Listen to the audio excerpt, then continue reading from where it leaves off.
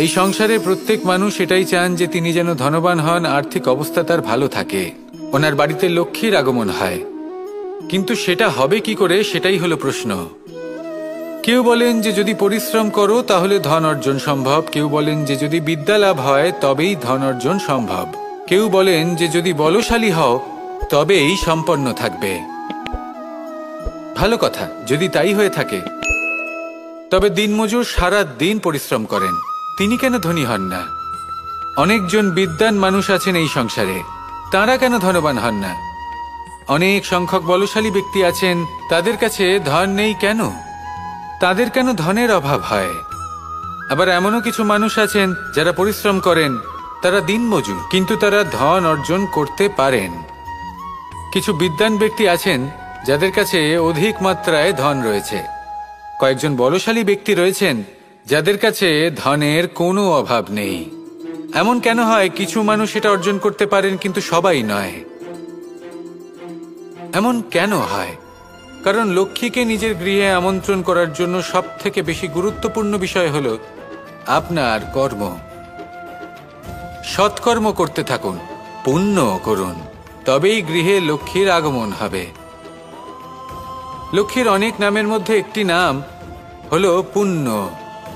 তাহলে আগে এই পুণ্য অর্জন করুন, তবেই আপনি ধন অর্জন করতে পারবেন, তবেই লক্ষ্মী আপনার গৃহে আগমন করবে। আসুন আমার সাথে ভালোবেসে বলুন রাধা রাধা। এই সংসারে এমন অনেক ব্যক্তি আছেন যারা নিজেদের প্রসন্নতার জন্য স্বার্থপরতার সীমা পার করে যেতে পারেন। নিজে সুখ লাভ করার জন্য অন্যকে দুঃখ দিতে পারেন। ওনাদের কারোর প্রতি কোনো টান নেই, না সমাজের প্রতি, না আপনজনদের প্রতি, না ঈশ্বরের প্রতি। এবার দেখুন, মানুষ যদি কাউকে ভয় নাও পায়, তাও নিজের কর্মের কথা মনে করে অবশ্যই ভয় পাওয়া উচিত। কারণ আপনি যা কর্মই করুন তার ফল নিজে থেকে আপনার কাছে আসবেই, নিশ্চিত রূপে আসবে। তার থেকে আপনি পালাতে পারবেন না। কেউ নিজের কর্মফলের হাত থেকে বাঁচতে পারে না। স্বয়ং মহাদেবকেও ওনার কর্মফল ভোগ করতে হয়েছিল। উনি কিছু না ভেবেই ভস্মাসুরকে বর দিয়েছিলেন। তার পরিণামস্বরূপ যেটা হলো যে ওই ভস্মাসুর, যাকে মহাদেব বরদান করেছিলেন, তার হাত থেকে নিজের প্রাণ বাঁচিয়ে ওনাকে পালাতে হলো। এই সংসারে এমন কেউ নেই যে নিজের কর্মফলের হাত থেকে বাঁচতে পারে। সবসময় এটা ভেবে দেখুন যে কর্মটা আপনি করছেন সেটা শ্রেষ্ঠ কি না। এমন কর্ম করুন যেটা আপনাকে জীবনে এগিয়ে নিয়ে যাবে। নিজেকে সৎ পথে রাখুন, কিন্তু এটাও সুনিশ্চিত করুন যে জীবনে যে কর্ম আপনি করছেন তাতে অন্য ব্যক্তির উপর কি প্রভাব পড়ছে, তাতে উনি দুঃখ পাচ্ছেন না তো? যদি আপনি যা করছেন তাতে সবার মঙ্গল হয়ে থাকে, তাহলে আপনার কাউকে ভয় পাওয়ার কোনো প্রয়োজন নেই। না কালকে ভয় পাবেন, না মহাকালকে। আসুন আমার সাথে ভালোবেসে বলুন রাধা রাধা। আমরা সবাই জীবনে কামনা করি। কেউ ধন সম্পত্তির কামনা করি, কেউ ভালোবাসার, কেউ বন্ধুদের, কেউ নাম খ্যাতি আদি ইত্যাদি। এগুলো লাভ করার জন্য আমরা চেষ্টা করতে থাকি, পরিশ্রম করতে থাকি, কিছু সময় পরে অর্জনও করে ফেলি। কিন্তু সবকিছু অর্জন করার কিছু সময় পরে এরা রুষ্ট হয়ে যান, আমাদের থেকে দূরে চলে যান বা আমাদের থেকে কেড়ে নেওয়া হয়। এমনটা কেন হয়? এমনটা এই কারণে হয় কারণ মানুষের একটা দুর্বলতা আছে। কোনো কিছুই অর্জন করার পরে আস্তে আস্তে সে তার মূল্য, তার গুরুত্ব ভুলে যায়, তার জন্য চেষ্টা করা ছেড়ে দেয়। আর এটাই হলো সবথেকে বড় সমস্যা। ঠিক যেমন কোনো ব্যক্তি যিনি ধন অর্জন করতে চান তার জন্য কঠিন পরিশ্রম করেন, হয়তো ধন অর্জন করেও ফেলেন, তারপর আস্তে আস্তে ওই ধনের মূল্য ভুলে যান, উচিতভাবে তা প্রয়োগ করেন না, আস্তে আস্তে তার ধন তার সঙ্গ ত্যাগ করে দেয়, সমস্ত পরিশ্রম ব্যর্থ হয়ে যায়। সেই জন্য মনে রাখবেন, এই সংসারে কিছু অর্জন করা অত্যন্ত কঠিন ব্যাপার, কিন্তু তার থেকেও বেশি কঠিন হলো সেটা নিজের সাথে ধরে রাখা। তাই জীবনে যখনই আপনি কিছু অর্জন করবেন তার গুরুত্বটা বুঝুন, আর তারপরে সময় সময় তার মূল্য নিজেকে স্মরণ করাতে থাকুন। কৃতজ্ঞ থাকুন যে আপনার পরিশ্রম আপনাকে এই ফল দান করেছে, আর চিরকাল পরিশ্রম করুন। তবেই আপনি যেটা লাভ করেছেন সেটা আপনার কাছে থেকে যাবে। আসুন আর আমার সাথে ভালোবেসে বলুন, রাধা রাধা। এই সংসারে আপনার সবথেকে বড় বন্ধু কে? কেউ বলবেন ছোটবেলার বন্ধুরা, কেউ বলবেন মাতা পিতা, কেউ বলবেন ঈশ্বর। এবারে বলুন যে এই সংসারে আপনার সবথেকে বড় শত্রু কে? কেউ বলবে আপনার বিরোধী, সেই ব্যক্তি যে আপনাকে হিংসে করে, বা আপনার নিজের অহংকার, আপনার কুকর্ম। আমি বলবো যে এই সংসারে আপনার সবথেকে বড় বন্ধু হলো আপনার নিজের মন। এই চঞ্চল মনকে যদি আপনি নিয়ন্ত্রণ করতে শিখতে পারেন, তাহলে এর থেকে বড় বন্ধু এই সংসারে আপনি কোথাও পাবেন না। সেখানেই যদি এই মন আপনাকে বশ করে ফেলে, তাহলে সংসারে এর থেকে বড় শত্রুও আপনি কোথাও পাবেন না। সেই জন্য এই সংসারকে নিয়ন্ত্রণ করার চেষ্টা ত্যাগ করুন। প্রথমে এই মনকে নিয়ন্ত্রণ করতে শিখে যান, তাহলে এই জীবন নিজে থেকেই সাফল্যের পথে অগ্রসর হবে। আর তখন এই মন প্রসন্ন হয়ে বলবে, রাধা রাধা। এই সংসারে যদি আপনি শুভ কিছু অর্জন করতে চান, তাহলে দুটি পথ আছে। প্রথম হলো ধর্ম, আর দ্বিতীয় হলো কর্ম। কিছু ব্যক্তি এমন কথাও বলেন যে আমরা তো ধর্মের পথেই অগ্রসর ছিলাম, আমরা তো লক্ষ্যপ্রাপ্ত করতে পারলাম না, বরং আমাদের নিন্দা হলো। এবার এরকমটা ঠিক কেন হয়? এরকম এই কারণে হয়, কারণ দেখতে গেলে ধর্ম সবসময় আমাদের এমন পথ দেখায় যেটা আমাদের একটা শুভ লক্ষ্য প্রাপ্তিতে সাহায্য করে, কিন্তু সেই লক্ষ্যে আমাদের পৌঁছতে হবে নিজেদের কর্ম দ্বারা। যদি আপনি ধর্মের পথে অগ্রসর হয়ে থাকেন, তাহলে আপনাকে কর্মও করতে হবে। যদি ধর্মের পথে চলেন কিন্তু কর্ম না করেন, তাহলে লক্ষ্যপ্রাপ্তি হবে না। ঠিক সেইভাবেই যদি আপনি কর্ম করতে থাকেন কিন্তু ধর্মের পথে না চলেন, তাও লক্ষ্যপ্রাপ্তি হবে না। মনে রাখবেন যে ধর্ম এবং কর্ম হলো একটি মুদ্রার দুই পিঠের সমান। এদের নিজের জীবনে আত্মসাৎ করুন এবং অগ্রসর হন। এই সংসারের প্রত্যেক লক্ষ্য আপনার হবে। আসুন আমার সাথে ভালোবেসে বলুন, রাধা রাধা। প্রত্যেক মানুষ জীবনযাপন করেন, কিন্তু প্রত্যেক মানুষ বেঁচে থাকার রসদ জোগাড় করতে পারেন না। তাহলে কি করা যায়? জীবনের রসদ কিভাবে জোগাড় করা যায়? কিভাবে আমাদের চেষ্টা করে যাওয়া উচিত? আমাদের কি করা উচিত? কিছু কাজ আছে যেগুলো আপনাদের করতে হবে। সর্বপ্রথম, জীবনে যখনই কোনো সমস্যা আসবে, তখন নিরপেক্ষভাবে তার সম্মুখীন হন। তা সে যে সমস্যাই হোক, সেটা সমাধান করার জন্য আপনাকে শুভ পথ নির্বাচন করতেই হবে। তারপরে যদি আপনার হাতে কখনো ক্ষমতা আসে, সেই মুহূর্তে আরো বেশি বিনম্র থাকতে হবে। আপনি ধন অর্জন করলে তখন অহংকার জাগ্রত হতে দিলে চলবে না। আপনি যদি শক্তিশালী হয়ে ওঠেন, তাও অহংকার জাগ্রত হলে চলবে না। জীবনে যখনই ক্রোধ হবে, তখন নিজেকে নিয়ন্ত্রণ করুন আর ভেবে দেখুন যে যদি এই মুহূর্তে আপনি ক্রোধ দেখান, তাহলে তার পরিণাম কি হবে। এর ফলে কি কিছু শুভ ঘটনা ঘটবে নাকি অশুভ কিছু ঘটবে? শুধু এই কটা কাজ নিজেদের জীবনে আত্মসাৎ করুন, জীবন যাপন অত্যন্ত সহজ হয়ে যাবে। আসুন আমার সাথে ভালোবেসে বলুন, রাধা রাধা। ক্রোধ এ হলো এই সংসারের সবথেকে ঘাতক আবেগ।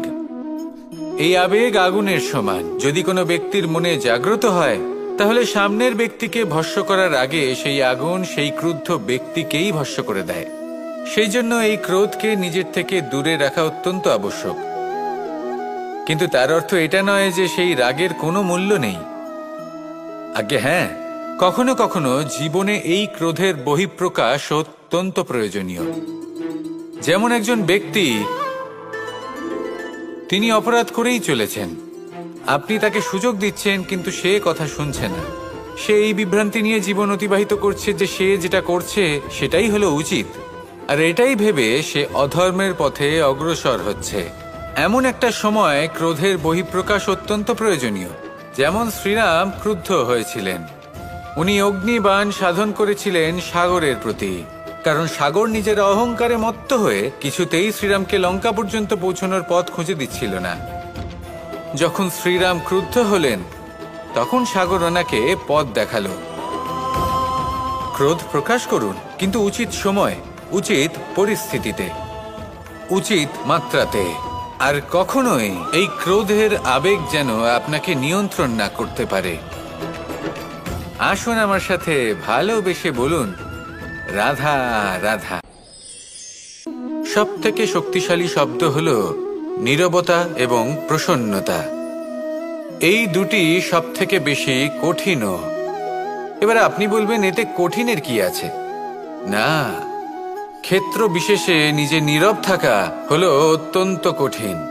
আর তার থেকেও বেশি কঠিন হলো বিকট পরিস্থিতিতে নিজেকে প্রসন্ন রাখা। কিন্তু যদি আপনি এটা শিখে যান, তাহলে এই নীরবতাই আপনাকে জীবনে অনেক বড় বড় সমস্যার হাত থেকে বাঁচাবে। এই প্রসন্নতা আপনাকে বিকটতর পরিস্থিতি থেকে বেরিয়ে আসতে শক্তি যোগাবে। তাই এই গুণ আত্মসাৎ করুন আর আমার সাথে ভালোবেসে বলুন, রাধা রাধা। গীতা আর আমি। চিরকাল বলা হয় কর্ম করো, কর্ম করতে থাকো। কিন্তু শুধুমাত্র কর্ম করাটাই পর্যাপ্ত নয়, কর্ম কিভাবে করা হচ্ছে, কোন দিশায় করা হচ্ছে সেটা বুঝতে পারাটাও অত্যন্ত আবশ্যক। ভাগ্যের ভরসায় থাকবেন না। ভাগ্যের দ্বার যদি বন্ধ থাকে তাহলে নিজের কর্ম দ্বারা আপনি সেই দ্বার খুলে দিতে পারেন। এবার আপনার পথে যদি কোনো বড় পাহাড় চলে আসে, তাহলে আপনি কি করবেন? ভাগ্যের ভরসায় বসে থেকে হাহাকার করলে তো হবে না। ভাববেন যে আমার ভাগ্যে এটা লেখা আছে, তাই এই সমস্যা নিজে থেকেই পথ থেকে সরে যাবে। না, আপনাকে কর্ম করতে হবে। নিজের কর্মের দ্বারা এমন কোলাহলের সৃষ্টি করুন যাতে ভাগ্য নিজেই আপনার জন্য সেই দ্বার খুলে দেয়। কর্মের কোলাহল কিছুটা এমন হওয়া উচিত যে সেই বাধা যেন আপনার কোলাহল শুনে নিজে থেকেই আপনার পথ থেকে সরে যায়। কর্ম করুন, কিন্তু এটা ভেবে কর্ম করুন যে কিভাবে আপনি কর্ম করছেন, কোন দিশাতে আপনি কর্ম করছেন। দিশাহীনভাবে আপনি যতই কর্ম করুন না কেন, কোনো লাভ হবে না। কখনো সৌভাগ্য লাভ করতে পারবেন না। কর্ম করুন, বুঝে শুনে করুন, আর আমার সাথে ভালোবেসে বলুন, রাধা রাধা। জীবনে যখনই আমরা কোনো বিশেষ মানুষের সাথে পরিচিত হই, তখন তার ব্যক্তিত্বের বিষয়ে আমাদের একটি নিজস্ব দৃষ্টিভঙ্গি তৈরি হয়। তা সে ভালো হোক বা মন্দ, আমরা নিজেদের দৃষ্টিভঙ্গি, নিজেদের ধারণা বানিয়ে ফেলি। কিন্তু আপনি কি নিশ্চিত রূপে বলতে পারেন যে এই যে আপনার দৃষ্টিভঙ্গি, সেটাই সেই ব্যক্তির পূর্ণ সত্য, সেই ব্যক্তি সত্যিই সেরকমই? না, আপনি সেরকম বলতে পারেন না। কারণ যে কোনো মানুষের একটি চরিত্র, একটি ব্যক্তিত্ব অনেক বছর ধরে তৈরি হয়, অসংখ্য অভিজ্ঞতা লাভ করার পরে তৈরি হয়। আপনি একদিনে বুঝতে পারবেন না যে সেই ব্যক্তি কেমন। এই ভুলটাই বেশিরভাগ মানুষ করে ফেলেন। কিন্তু যদি সত্যি কোনো মানুষকে বুঝতে চান, তাহলে একটু সময় দেওয়া খুব প্রয়োজন। সবার আগে প্রথম আলাপে সেই ব্যক্তি তো এটাই বোঝাবে যে সে কতটা শ্রেষ্ঠ, কিন্তু সে কতটা গুণী বা কতটা অপগুণী, এটা বোঝার জন্য আপনাকে সেই ব্যক্তির কাছাকাছি থাকতে হবে। তিনি কতটা অহংকারী বা কতটা সজ্জন, সেটা বোঝার জন্য আপনাকে সেই ব্যক্তিকে সম্মান দিয়ে দেখতে হবে। সেই ব্যক্তি কতটা লোভী বা কতটা সরল, সেটা বোঝার জন্য তাকে ধন দিয়ে দেখতে হবে। সেই ব্যক্তির কতগুলো খারাপ গুণ আছে, সেটা বোঝার জন্য সেই ব্যক্তিকে স্বাধীনতা দিয়ে দেখতে হবে। তবেই তাকে আপনি বুঝতে পারবেন। যে কোনো মানুষকে বোঝা, তার ব্যক্তিত্ব বুঝে ওঠা এতটা সহজ কাজ নয়। যতক্ষণ কোনো ব্যক্তির ব্যক্তিত্ব সম্পর্কে স্পষ্ট ধারণা না হয়, ততক্ষণ সেই ব্যক্তির সাথে সম্পর্কে অগ্রসর হওয়া উচিত হবে না। আসুন আমার সাথে ভালোবেসে বলুন, রাধা রাধা। আমরা সবাই জীবন সুখ আর শান্তিপূর্বক অতিবাহিত করতে চাই। আমরা সবাই এটাই চাই যে আমরা সবাই স্বাধীন থাকব, আর এই স্বাধীনভাবেই আমরা জীবনে অগ্রসর হব। আর যখন কোনো ব্যক্তি আমাদের এইসব কিছু করতে বাধা দেন, তখন আমরা তার উপর রুষ্ট হই। কিন্তু সত্যিটা ঠিক এর বিপরীত। কখনো কখনো এই ব্যক্তি অজান্তেই আমাদের এটা ভাবতে বাধ্য করে দেয় যে আমরা যেটা করছি সেটা কোথাও অনুচিত নয়। তো জীবনে অগ্রসর হতে হতে, সুখ খুঁজতে খুঁজতে, স্বাধীনতা খুঁজতে খুঁজতে আমরা অনুচিত কিছু করছি না তো? এটা বোঝা অত্যন্ত প্রয়োজনীয়। আর এটাই আমরা বুঝবো একটা উদাহরণ দ্বারা। কখনো কোনো উপবনে যাবেন আর গিয়ে ওখানকার মালিকে দেখবেন কি করে। কিছু সময় অন্তর ও ঘাস আর আগাছা কেটে পরিষ্কার করে। আর এরকমটা কেন করে? সে নিজেই তা রোপণ করে, নিজেই পরিশ্রম করে, আর তারপর নিজের পরিশ্রমকে কেটে ফেলার কি অর্থ হতে পারে?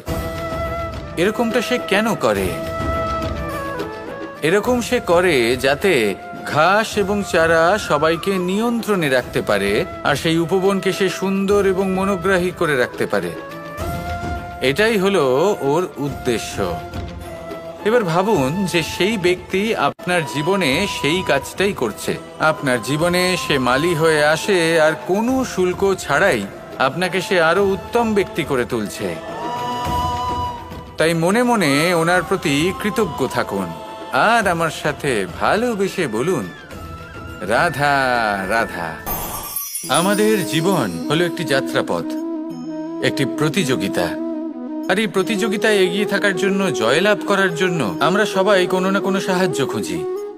কেউ ঈশ্বরের শরণে যান, কেউ গুরুর কাছে যান, কেউ মাতা পিতার কাছে যান, আবার কেউ যোগ্য বন্ধু নির্বাচন করে নেন। আর হ্যাঁ, এনারা সবাই আপনাকে জীবনে অগ্রসর হওয়ার পথে সাহায্য করতে পারেন।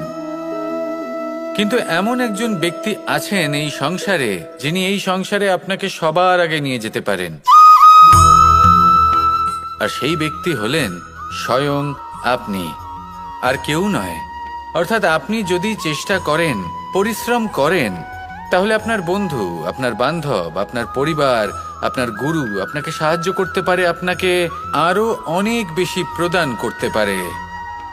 কিন্তু যদি আপনার চেতনাই না থাকে, তাহলে কেউ আপনাকে এগিয়ে নিয়ে যেতে পারবে না।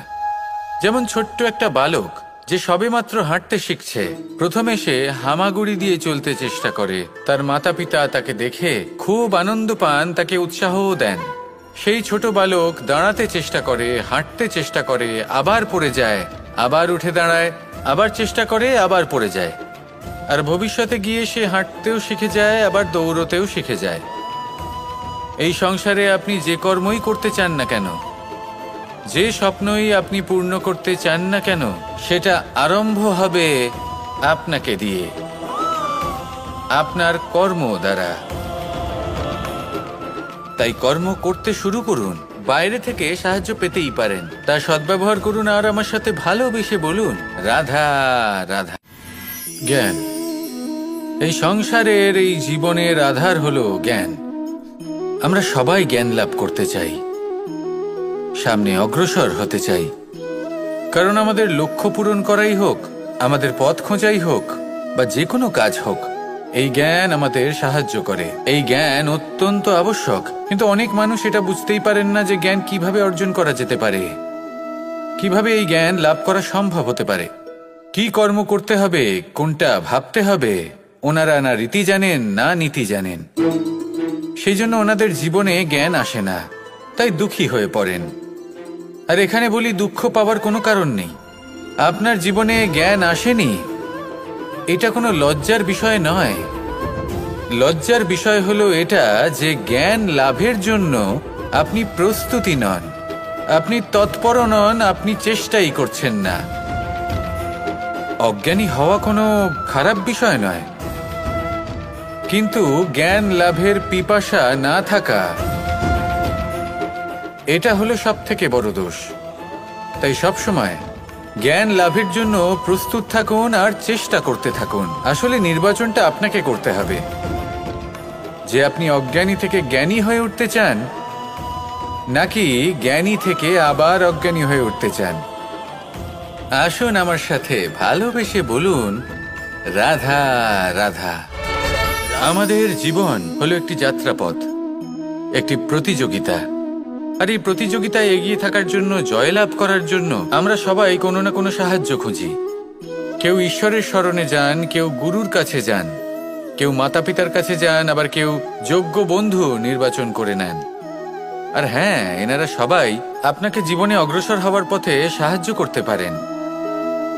কিন্তু এমন একজন ব্যক্তি আছেন এই সংসারে, যিনি এই সংসারে আপনাকে সবার আগে নিয়ে যেতে পারেন। আর সেই ব্যক্তি হলেন স্বয়ং আপনি, আর কেউ নয়।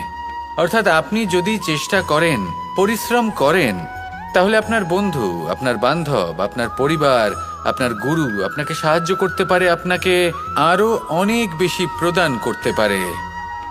কিন্তু যদি আপনার চেতনাই না থাকে, তাহলে কেউ আপনাকে এগিয়ে নিয়ে যেতে পারবে না। যেমন ছোট্ট একটা বালক যে সবেমাত্র হাঁটতে শিখছে, প্রথমে সে হামাগুড়ি দিয়ে চলতে চেষ্টা করে। তার মাতা পিতা তাকে দেখে খুব আনন্দ পান, তাকে উৎসাহও দেন। সেই ছোট বালক দাঁড়াতে চেষ্টা করে, হাঁটতে চেষ্টা করে, আবার পড়ে যায়, আবার উঠে দাঁড়ায়, আবার চেষ্টা করে, আবার পড়ে যায়। আর ভবিষ্যতে গিয়ে সে হাঁটতেও শিখে যায়, আবার দৌড়তেও শিখে যায়। এই সংসারে আপনি যে কর্মই করতে চান না কেন, যে স্বপ্নই আপনি পূর্ণ করতে চান না কেন, সেটা আরম্ভ হবে আপনাকে দিয়ে, আপনার কর্ম দ্বারা। তাই কর্ম করতে শুরু করুন। বাইরে থেকে সাহায্য পেতেই পারেন, তা সদ্ব্যবহার করুন। আর আমার সাথে ভালোবেসে বলুন, রাধা রাধা।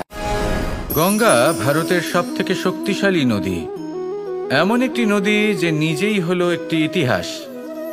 কিন্তু কখনো ভেবেছেন যে এই গঙ্গা নদীর প্রবাহ যখন গঙ্গোত্রী থেকে শুরু হয়, তখন তার উৎপত্তি কিভাবে হয়? হিমবাহ যখন গলে যায়, তখন একটি ফোঁটার জন্ম হয়। সেই ফোঁটাগুলোর সাথে আরো কিছু ফোঁটা যুক্ত হয়, তারপরে একটি ছোট ধারা উৎপন্ন হয়, সেটা বইতে থাকে। এর পরবর্তীতে আরো অনেক ধারা আরো অনেক ফোঁটার সাথে যুক্ত হয়ে যায়, আর অবশেষে একটা মহান বিশাল ধারা জন্ম নেয়, যাকে আমরা মহানদী গঙ্গা বলি। সেই জন্য এই কথা বলা হয়েছে যে একটি পাথর দিয়ে প্রাচীর বানানো যায় না। মহানদী গঙ্গা আসলে কি, যদি ভালোভাবে ভেবে দেখেন, তবে এ হলো অগুন্তি জলের ফোঁটার মিশ্রণ, যেটা আরম্ভ হয় একটি ফোঁটা দ্বারা। একটি ফোঁটা যা এদের সকলকে নিজের অন্তরে সমাহিত করে নেয় এবং এমন একটি যাত্রা শুরু করে যা পরবর্তীতে মহানদী গঙ্গার রূপ ধারণ করে। এর থেকে আমরা কি শিক্ষা পাই? এটাই যে জীবনে শুধুমাত্র পরিশ্রম এবং সমস্যার সম্মুখীন হওয়াটাই পর্যাপ্ত নয়, সেটা তো সকলকেই করতে হয়। প্রয়োজন হলো সারল্য। সারল্য দ্বারা সবাইকে নিজের অন্তরে সমাহিত করে নিতে হবে, তাদের সাথে চলতে হবে, অনেককে এক করে তুলতে হবে। এই প্রবৃত্তি যদি আপনি নিজের অন্তরে জাগ্রত করেন, তাহলে আপনিও গঙ্গার মতো মহান হয়ে উঠবেন। আসুন আমার সাথে ভালোবেসে বলুন, রাধা রাধা। যখনই আমরা মহাদেবের কথা স্মরণ করি বা ওনাকে পুজো করি, তখন আমরা বলে থাকি হর হর মহাদেব। কিন্তু এই গৌরব আরেকজন দেবীও লাভ করেছেন, দেবী গঙ্গা। যখন আমরা গঙ্গা নদীতে প্রবেশ করি, সেই জলকে হাতে নিয়ে আমরা বলি হর হর গঙ্গা। ভেবে দেখুন, ভারতে এবং এই সংসারে এত সংখ্যক নদী রয়েছে, কিন্তু এই গৌরব, এই সম্মান, এই মহানুভবতা শুধুমাত্র দেবী গঙ্গাই লাভ করেছেন। এমন কেন? কারণ দেবী গঙ্গা যে স্থান থেকে প্রবাহিত হতে শুরু করেন, সেই স্থান থেকেই এই সংসারের সিঞ্চন শুরু হয়ে থাকে। নিজের সঞ্জীবনী শক্তি দ্বারা উনি এই সংসারের মঙ্গল করেন। মানুষের অন্তরের সেই পাপ, নেতিবাচক বোধ, সেই মালিন্য উনি নিজের অন্তরে সমাহিত করেন, সেই মানুষের শুদ্ধিকরণ করেন, আর তার বদলে কিছুই চান না। ঠিক সেভাবেই আমাদের জীবনে এমন কিছু মানুষ আছেন, যদি আমরা তাদের সাহায্য করতে পারি, বিপদ থেকে বেরিয়ে আসার জন্য তাদের প্রেরণা যোগাতে পারি, ওনাদের শক্তি প্রদান করতে পারি, ওনাদের দুঃখ ও যন্ত্রণা আমরা হরণ করতে পারি, আর তার বদলে কিছুই না চাই, তাহলে আমরাও মহান হওয়ার পথে অগ্রসর হয়ে যেতে পারি। হয়তো সেই দিন সকলে আমাদের জয় জয়কার নাও করতে পারেন, কিন্তু সেই দিন আমরা হর হর মহাদেব, হর হর গঙ্গা, এই দুই কথার সার অবশ্যই বুঝতে পারবো। আসুন আর আমার সাথে ভালোবেসে বলুন, রাধা রাধা।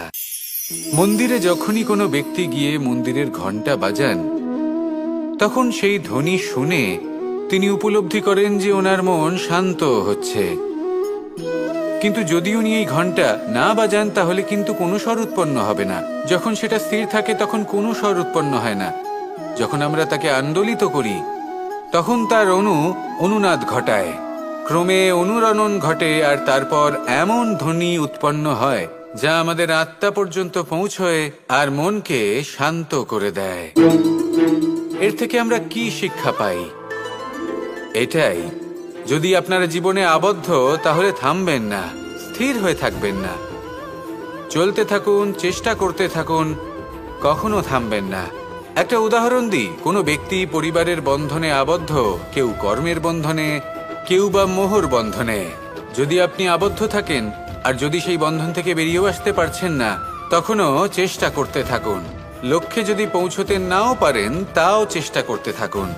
কিছু না হলেও আপনি একটি মন্দিরের ঘন্টার মতো অন্য কোনো ব্যক্তিকে তার লক্ষ্যে পৌঁছে দেওয়ার কাজটা অবশ্যই করতে পারবেন। জীবনে কিছু শুভ কাজ করতে পারেন, অন্য কারোর মঙ্গল করতে পারেন, তাকে প্রেরণা প্রদান করতে পারেন। যদি আপনি চেষ্টা চালিয়ে যান জীবনে কখনোই ব্যর্থ হবেন না। তাহলে এভাবেই চেষ্টা করতে থাকুন আর আমার সাথে ভালোবেসে বলুন, রাধা রাধা। মানুষের সবথেকে বড় পুঁজি কি? তার সবথেকে বড় শক্তি কি? আমি যখন এই প্রশ্নটা করি তখন কিছু মানুষ বলেন মানুষের বল, তার ধন, তার জ্ঞান, তার বন্ধু, এরাই মানুষের শক্তি। তারপর আমি জিজ্ঞেস করি মানুষের সবথেকে বড় দুর্বলতা কি? তখন তারা আমাকে বলেন সেই বল, জ্ঞান, মিত্র, এই সব কিছু হারিয়ে ফেলার ভয়। এই সংসারে এমন একটা আবেগ রয়েছে যা আপনার সবথেকে বড় শক্তিও হয়ে উঠতে পারে, আবার সবথেকে বড় দুর্বলতাও হয়ে উঠতে পারে। আর এই আবেগের নাম হলো বিশ্বাস। এই বিশ্বাস এতটাই শক্তিশালী যে সংসারের সবথেকে শক্তিশালী শিকলও একে বেঁধে রাখতে পারে না, সবথেকে উঁচু দেয়ালও একে বাধা দিতে পারে না। এই শক্তিশালী বিশ্বাস আপনার কাছে কখন ঘাতক প্রমাণিত হতে পারে? যখন আপনি অন্যের উপর আস্থা রাখেন এবং এতটাই বিশ্বাস করেন যে আপনি নিজেকে হীনমন্য করে তোলেন। আপনার জীবন শুধুই অন্যের উপর ভরসা করে নির্ভরশীল হয়ে পড়ে। বিশ্বাস অবশ্যই করুন, কিন্তু সর্বপ্রথম নিজের উপর আস্থা রাখুন। তবেই এই বিশ্বাস আপনার শক্তির বৃদ্ধি ঘটাবে। তখন এই বিশ্বাস আপনাকে বল, সম্পত্তি, জ্ঞান, বন্ধু সব কিছুই অর্জন করতে সাহায্য করবে। দেখুন, যখন কোনো ব্যক্তি পড়ে যান তখন আপনি সেই ব্যক্তিকে তখনই তুলতে পারবেন যখন সেই ব্যক্তি নিজে উঠে দাঁড়াতে সক্ষম। তাই কেউ আপনাকে যতই সাহায্য করুক না কেন, আপনি সেই কাজে তখনই সফল হতে পারবেন যখন আপনি নিজে চেষ্টা করবেন। তাহলে এটাই করুন আর আমার সাথে ভালোবেসে বলুন, রাধা রাধা। রাজা দশরথ ছিলেন রঘুকুলের অত্যন্ত শ্রেষ্ঠ রাজা, কিন্তু একটা সমস্যা ছিল। অনেক অনেক চেষ্টা সত্ত্বেও, পুজো অর্চনা করা সত্ত্বেও ওনার কিছুতেই সন্তান লাভ হচ্ছিল না। প্রজারা চিন্তিত ছিলেন যে এর পরে কি হবে, এই রঘুবংশকে কে এগিয়ে নিয়ে যাবে। কিন্তু রাজা দশরথ এই চিন্তা থেকে মুক্ত ছিলেন, কারণ ওনার শ্রবণ কুমারের অন্ধ মাতা পিতার দেওয়া সেই অভিশাপের কথা মনে ছিল। যখন ভুলবশত রাজা দশরথের বাণ দ্বারা শ্রবণ কুমারের মৃত্যু হয়, তখন শ্রবণ কুমারের মাতা পিতা রাজা দশরথকে অভিশাপ দিয়েছিলেন যে তুমিও নিজেই এইভাবে নিজের সন্তানের বিয়োগে, দুঃখে, যন্ত্রণায় কাতর হয়ে মৃত্যু লাভ করবে। এটা ওনার মনে ছিল। উনি মনে করতেন যে এই অভিশাপ যখন উনি পেয়েছেন তখন তো অবশ্যই ফলবে। আমি আমার সন্তান বিয়োগে মৃত্যু লাভ করব, এর অর্থ হলো এটাই যে আমার সন্তান প্রাপ্তি হবে। সেই অভিশাপই ওনার জীবনে বরদান রূপে ফিরে এলো। যখন সঠিক সময় এলো তখন উনি 4 পুত্র লাভ করলেন, আর তারপর কি হলো সেটা আমরা সকলে জানি। এবার এর থেকে আমরা কি শিক্ষা লাভ করলাম?